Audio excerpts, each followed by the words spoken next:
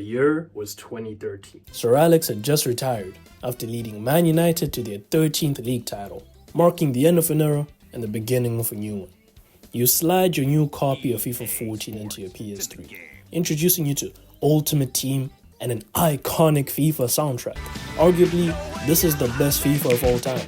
You could put this thing on a 2DS, which is unnecessary but just perfect for those boring 7th grade math classes. And the players themselves? Oh, they were something to behold. Remember, this is the year that marked the emergence of players like Gareth Bale, James Rodriguez, Felipe Coutinho, who were making waves in the beautiful game.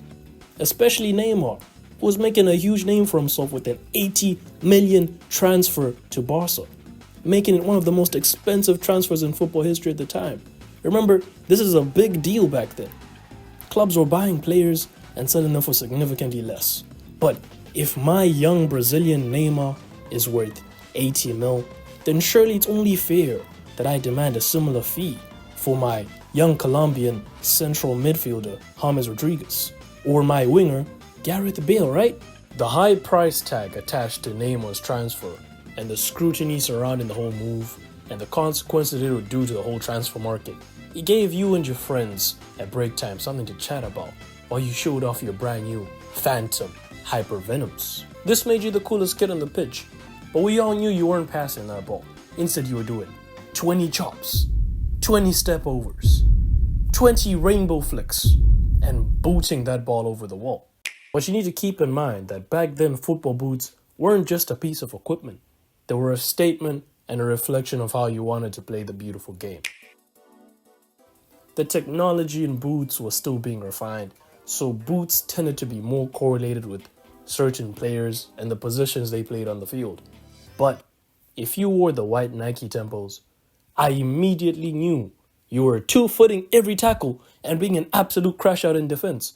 And your choice in wearing either the Mercurial Vapors or the Adidas F50 Adi Zeros just told everyone exactly where you stood on the Messi vs Ronaldo debate without us having to ask you. Just don't let me catch you playing out of position, playing right back with Ronaldo's Mercurial Superflies.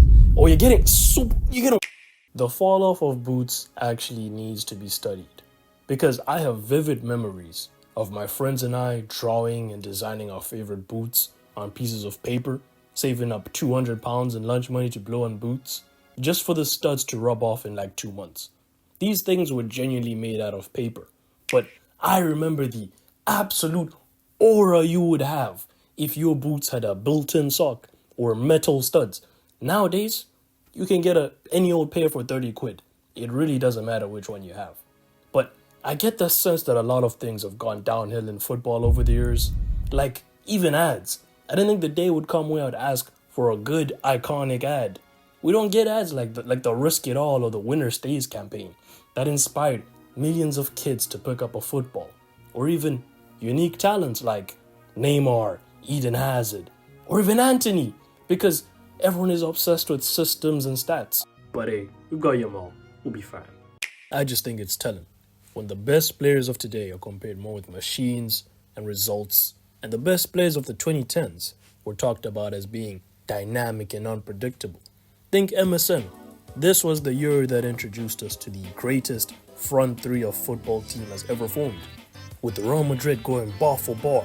Prime Jose Mourinho, Ronaldo, Benzema, Di Maria, Ozil, Kaka, and Barcelona and Madrid were gearing up to set a new bar for what excellence and dominance in a football team looks like. But this is the year that also introduced us to a truly remarkable treble season for Bayern. The 2012-2013 UEFA Champions League season saw dramatic matches and upsets, culminating in Bayern Munich defeating Borussia Dortmund in an old German final in the Wembley Stadium. This year also gave us a memorable Confederations Cup, serving as a precursor to the 2014 FIFA World Cup, where the people of Brazil proudly watched their team emerge as winners. As for England fans, well, we were in the darkest point in our lives. Remember, this is a team that had the likes of Chris Smalling and Phil Jones as our back line. No wonder we only had 1 point in the group stage that year. What did we expect? But anyways, I'm done with the nostalgia dumping. Let me know Is football actually getting worse? Or am I just getting old? I'm sure I missed a bunch of things. Let me know what else I missed and what else I should have talked about in the comments section. But lads, it was great having you here. Thank you for joining me on this journey. God bless you guys.